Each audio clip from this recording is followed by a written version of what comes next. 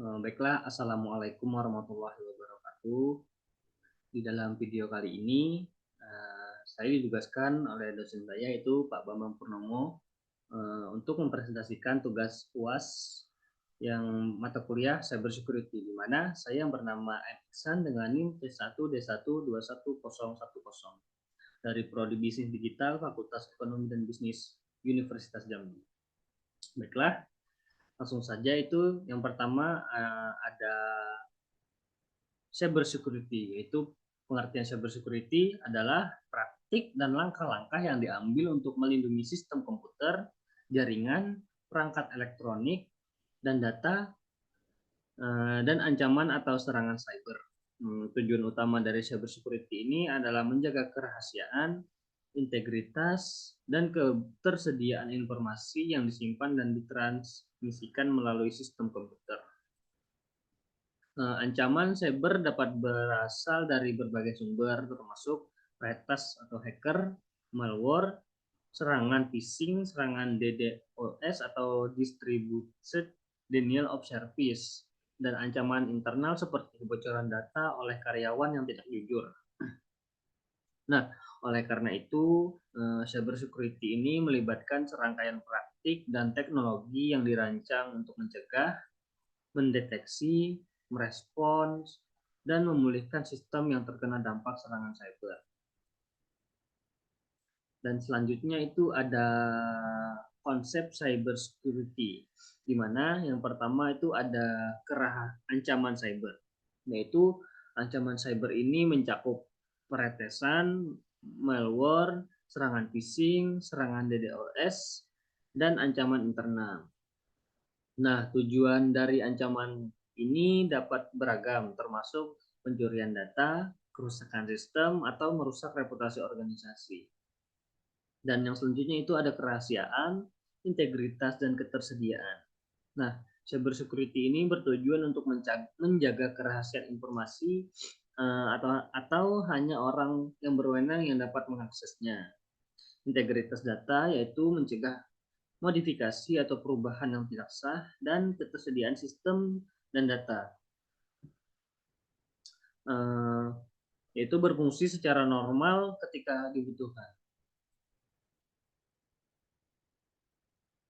Dan selanjutnya ada resiko dan sistem keamanan cyber security. Yang pertama itu ada resiko cyber security.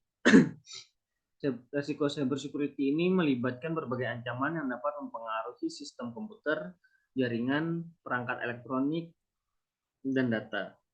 Beberapa resiko yang umum meliputi pencurian data, serangan malware, kerentanan perangkat lunak, serangan DDoS, serangan phishing, dan ancaman dari insider.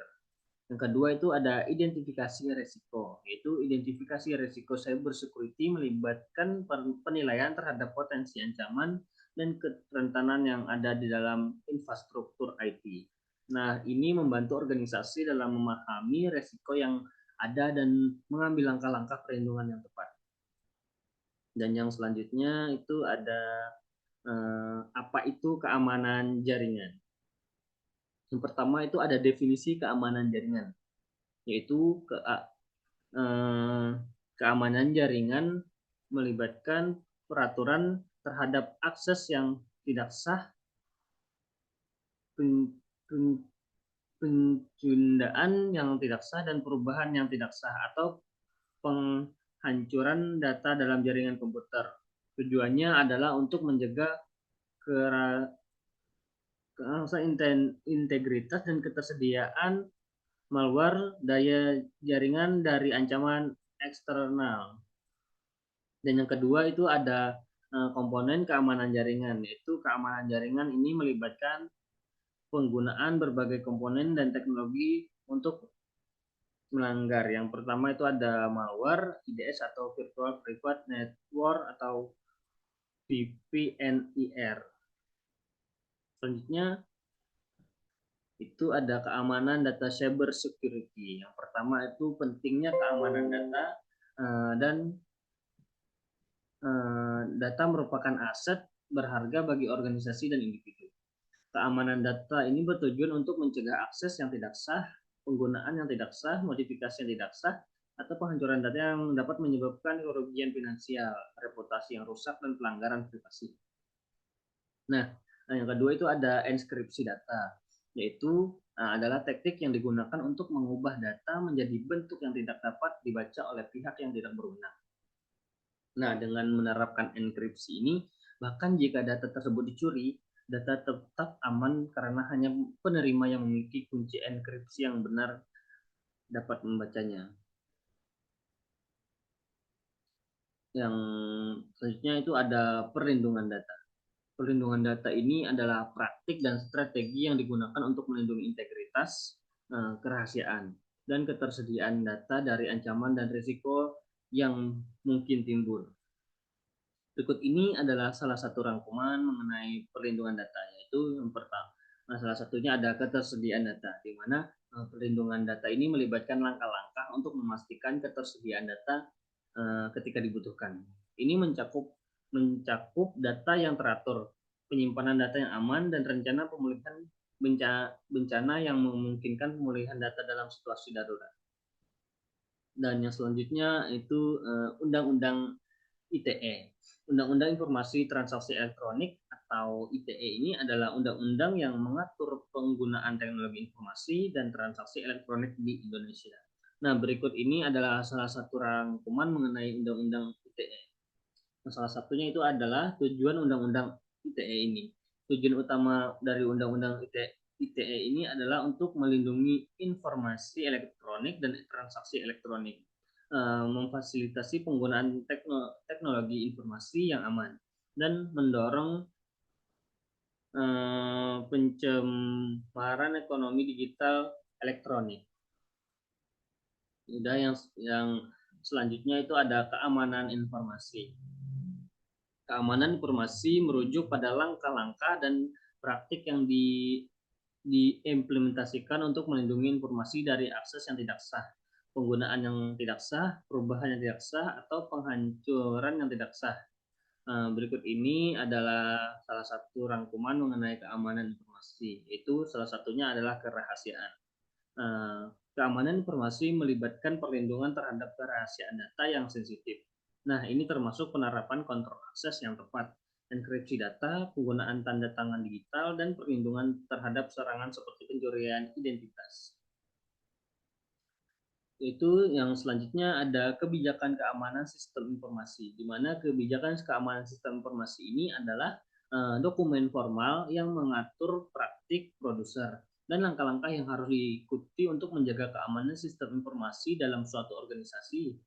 Yaitu berikut ini adalah salah satu rangkuman mengenai kebijakan keamanan sistem informasi. Yang salah satunya adalah pengelolaan akses, di mana kebijakan keamanan sistem informasi ini mencakup pengelolaan akses pengguna ke sistem informasi. Ini melibatkan penetapan hak akses yang tepat, manajemen identitas, autentikasi pengguna, dan pengendalian akses berbasis peran. Dan yang berikutnya itu ada firewall dan IDS, di mana firewall ini adalah sistem keamanan yang bertindak sebagai penghalang antara jaringan internal dan eksternal. Itu juga tujuannya adalah untuk memantau, memfilter, dan mengatur lalu lintas jaringan berdasarkan aturan keamanan yang ditentukan. Dan juga firewall ini dapat mencegah akses yang tidak sah ke jaringan internal, melindungi sistem dari serangan jaringan, dan mengendalikan aliran data. Dan selanjutnya itu ada IDS atau Intrusion Detection System, yaitu di mana IDS ini adalah sistem yang digunakan untuk mendeteksi dan memberi peringatan terhadap aktivitas yang mencurigakan atau serangan terhadap jaringan atau sistem. Nah, selanjutnya juga IDS ini beroperasi dengan memonitor lalu lintas jaringan dan membocorkan pola aktivitas dengan tanda-tanda serangan yang diketahui atau perilaku yang mencurigakan. Nah, terdapat dua jenis IDS, itu yang pertama adalah IDS berbasis jaringan atau network based IDS yang memantau lalu lintas jaringan secara pasif. Dan IDS berbasis tujuan, itu host based IDS yang beroperasi pada tingkat perangkat atau host. Nah, mungkin itu saja yang dapat saya sampaikan pada video kali ini. Dan saya akhiri. Wassalamualaikum warahmatullahi wabarakatuh.